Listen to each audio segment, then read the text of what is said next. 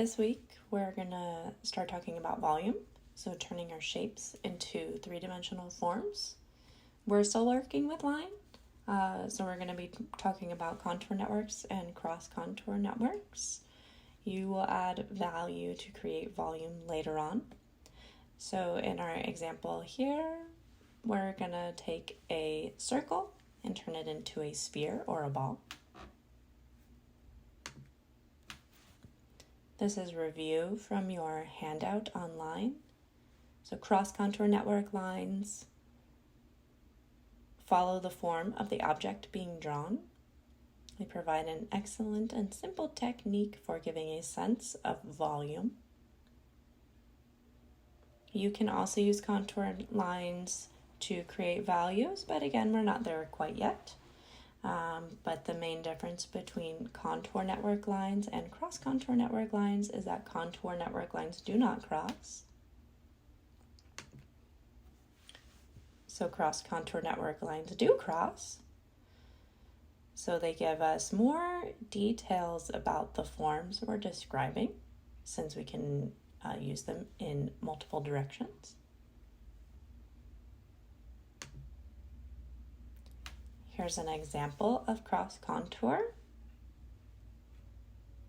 This is an apple with a cross-contour drawing of that same apple superimposed on top. So what if there were a wire structure surrounding the object? How would the lines of the wire turn to describe the topography of the object? It's as if you're drawing a map that you would need to create a model of your object.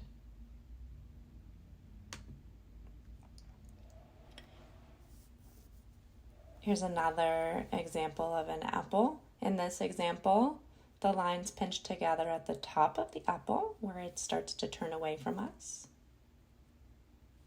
The lines are more dense where the object curves away from the viewer and less dense where the object bulges closer to the viewer.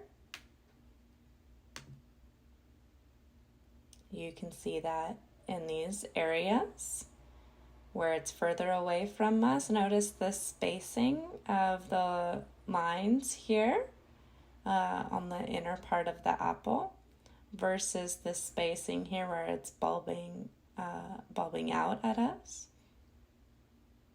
Much wider here, right? These lines are also more spread out than the lines on this apple that are further away from us.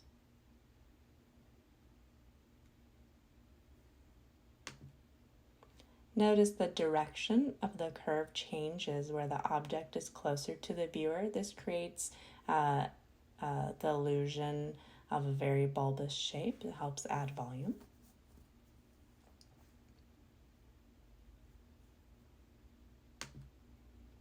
There's a couple more examples for you guys.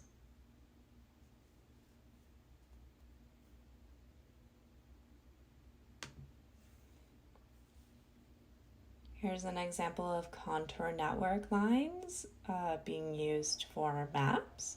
So topographical maps use line to represent the shapes of land.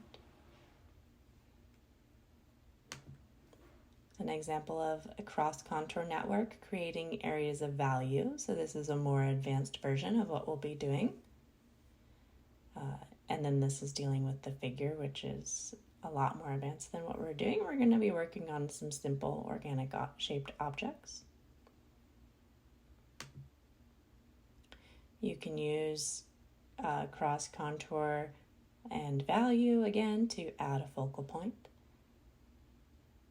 So the cross-contour is added just to this portrait and hand section. This creates volume here, a form versus the shape of the clothing that this figure is wearing.